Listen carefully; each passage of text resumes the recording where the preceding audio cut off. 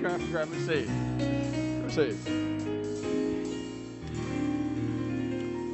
Now, one of the lures to get Ted here was to get him an original New Orleans beignet. So Ted, I'm delivering my promise to you. Beignet for you. Oh, thanks so much. There you go. I wear it. I don't have the napkin. Sorry about that. So, I do have a napkin, by the way. It's the original Geico drawing. very good. Is your mic working? I don't know. Is my mic working? It is. All righty. So, you know what? I want to open up by taking a little trip down memory lane and kind of show what the category looked like before you got your hands dirty in it. So, category doesn't look like that anymore. You took a really big right turn and not only transformed Geico, but transformed the industry. So, Ted, kind of what led to you deciding to really veer off and change from a pure, very straightforward brand message within the industry about trust and comfort to the wacky world of Geico today? Wacky? The category was a bit dark. I used to affectionately refer to our category as something that really sucks. And I think I was right back then. It's a product that is required by law in many cases. You have to pay a huge amount of money, and the best thing that ever happens is you never use it. So the notion that we would add to the myriad of blankets and comfort and security and pieces of rock and neighbors in good hands, it really wasn't going to work for us. We were a different entity. We had a great business model. It's a direct-to-the-consumer business model. We were born in the direct response industry. And we had a chance to carve out a different niche. I'm going back almost 20 years. We hired this little media buying group called Horizon Media. I believe it was in '94, if I'm not wrong. And not long after that, we had an agency, creative pitch from a bunch of agencies, and one of those was the Martin Group out of Richmond, and they proposed to us that we go significantly after the "we'll save you money" niche, and that our price, if we could explain to consumers how we delivered it at such an affordable rate, would be the way to win their hearts and souls. We were a very small company, about 2% market share, I think number 7 or 8 in the category at the time, and we really had a modest little budget. I think we had about $6 million that we asked you guys to invest for us. And most of it was spent in sort of this new and upcoming medium called cable television. It was very exciting. There was no real business model for the internet at the time. And I think we struck a relevant chord for consumers. And today, when you spend 15 minutes shopping for car insurance, we really can, in many cases, save 15% or more. So everything started to flow from that right turn. Yes. You said flow. That's not good. Sorry, not supposed to use That's the term not good. flow. Next you're going to say, hey, the category's in Ted. all sorts of mayhem. So you went from humor. You went from God. you went from humor to icons. You invented the lizard. You brought us the caveman. We now have the pig. And so what was the lightning rod to start to go from general humor, and that's how you started with the savings message, to using icons in your creative, and what made you think that a caveman or a lizard or a piece of animated cash or pig were going to connect with consumers? We really didn't have a master plan. I'd like to say that it was a well thought out strategy. Certainly the edgy humor to engage consumers to think about a product they really want nothing to do with was a core strategy of ours. We did not go out and actively pursue an icon. We had some high-fiving squirrels a bunch of years back that were very happy about causing accidents. We had agents dropped on the side of the road. We used to throw claims representatives out of airplanes to demonstrate the speed of service we could deliver to people. But all of that was sort of transformed in the late 90s, I guess 99 or so, when we came across a little green lizard. And it did, this is the original napkin. I carry it with me everywhere. It came out of a focus group where we had nothing, it had nothing to do with, excuse me, that's sacred ground. We had a focus group, set of focus groups in Scottsdale, Arizona, where we weren't looking for creative input. We were actually trying to get a handle on why consumers in what we called out markets were not responding as significantly as we would like to our advertising. And basically, they didn't really know who we were. We had not developed the brand to the extent that we would have liked. During the course of the groups, some people called us Geico, some people called us Gecko, some people called us that acronym, Government Employees Insurance Company, which is what it really stands for. And we were decompressing, an art director and I, after the groups, we were decompressing in the bar. He didn't drink, so I was drinking for two. And we'd talk to us, well, we ought to just take some of that advice we got. Let's have a gecko. And he drew on this napkin a picture of a lizard, and its name was Gary, now that I think of it. And it probably would have died a cruel and hideous death at that stage, but they came back about 2 or 3 months later. The Martin folks came back and presented a 15-second commercial, which I think you have on one of these reels. We do. You know, the icons have gone into everybody's household here. You can't get away from them. They're loved characters. And are you starting to introduce more celebrities now into the creative and getting away from the icons? No.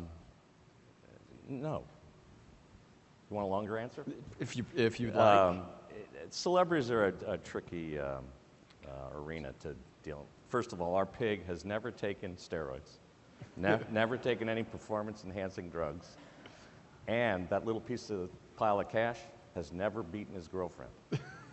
I mean, when you get into the world of celebrities as spokespeople, you run all sorts of dangers that many companies have run across, some of them quite recently. The nice thing about certainly animated characters, they very seldom act on their own, and they really do listen to what you tell them to say, and pretty much toe the line. And I might add, they also don't ask for exorbitant amounts of money. It's true. And they're, I think, perhaps a little more fun-loving and universally alike. Now, the pig actually is undergoing a transformation as we speak. You probably won't hear him say "we" a lot. We are not a huge believer in focus groups to analyze creative and the like. We do use focus groups for other reasons. But we did hear back from some consumers that perhaps they'd had enough of the "we." A little bit too annoying. A little too annoying. So Maxwell is becoming a kinder, gentler pig. And the other thing is, if you sort of box yourself into a spokesperson, celebrity, it limits somewhat what you can have them say and the impact that they have saying it. In our case, each of these icons had a specific purpose. The lizard, he is sort of the global company spokes critter. And can really stand for all of the things that are good about Geico: saving you money, ease of access, great service, and 15%. Whereas the other icons had a unique reason for existing. The caveman, for example, was used to introduce our .com access. So easy a caveman could do it. There were no caveman groups. We couldn't defame them. Right. They'd been sleeping for about 10,000 years. And that the fact that they're upset is okay, and very few people worry about that. The pig was developed to introduce and accentuate some of our mobile access points. And to date, the good news is they seem to be working. Otherwise, we might have to look for a new media buying shop, new ad agency. We fire you guys regularly. You just keep coming back for more. Yes, you do. But the fact that I think last week was the biggest week in the company's history, hopefully Martin and us will be around for another day. So imitation is the most sincerest form of flattery. And you look at State Farm and Allstate, Progressive and Nationwide, and how they now have injected humor and characters into their creative and brand messaging, which is absolutely a page right out of your playbook. How do you feel about that? You think they're doing a good job? Now that you're all playing in the same boat, you stay the course? Do you look for that next transformation? How are you viewing the current landscape and from a creative and and media perspective and messaging perspective? I'd say unfortunately, the work that is being done for our competition is as good as I've ever seen it. I really do think that the level of creative has advanced dramatically over that first. Did you have the really grainy look on purpose? But it really, the work that State Farm is doing with their discount double check and Aaron Rodgers is pretty good stuff. Allstate continues to go down the Mayhem and Dennis Haysbert path. It's pretty good stuff. We don't talk much about Flo.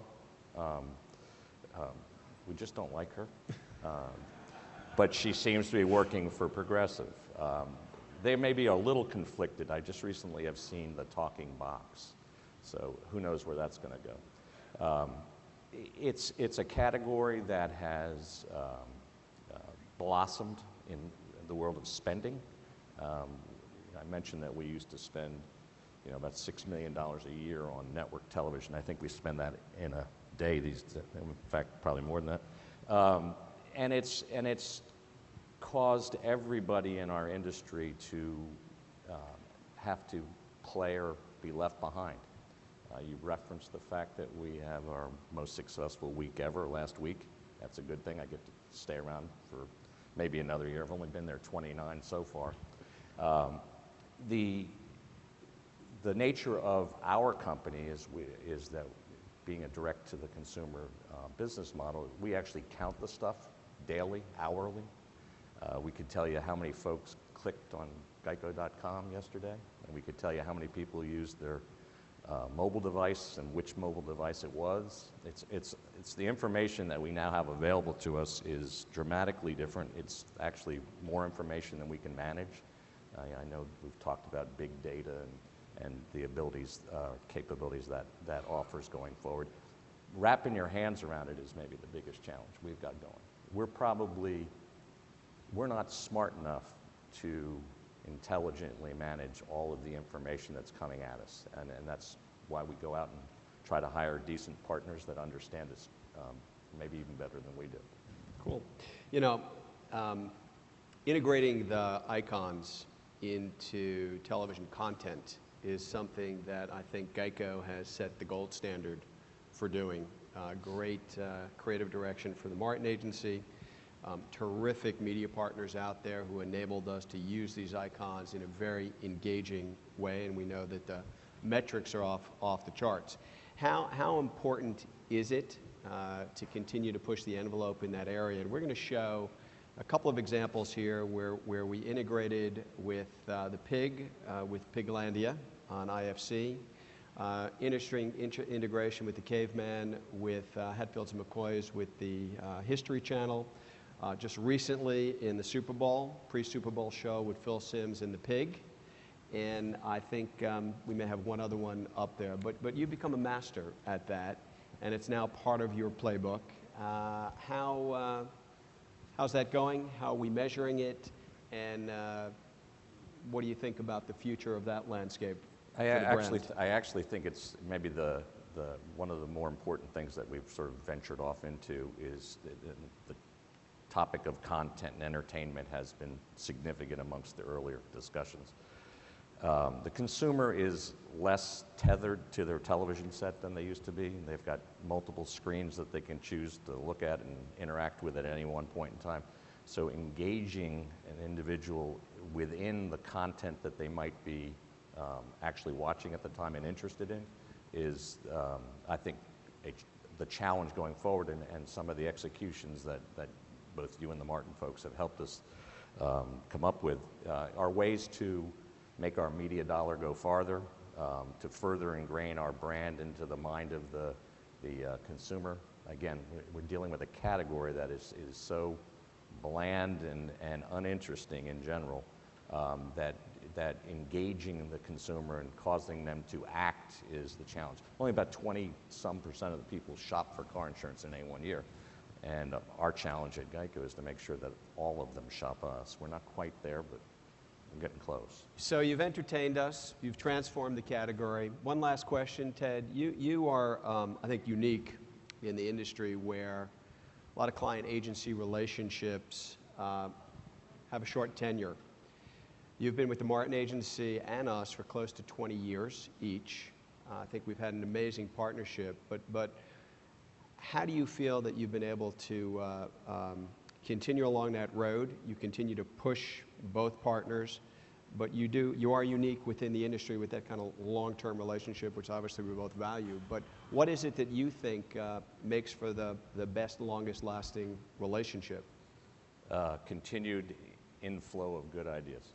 Smart people, engaging, innovative thought, people who aren't afraid to push the boundaries and perhaps step over the line every now and then. We'll be happy to let you know when you've gone too far. But more important than anything else is the response by consumer. We are the most shopped brand in our category, but far and away. We're the fastest growing. This will be the 10th consecutive year. I mentioned early on that we had about 2% market share when we started with you guys. We'll be closer to 12 before it's all over. I believe there's this small little company called Allstate that will be smaller than us if they don't watch out. The business result is what allows me to continue doing business with you guys. And we'd be happy to change, but it's not very productive, so keep up the good work. Well, thank you. And thank you, Ted, for joining us here this morning. Really appreciate it. Great.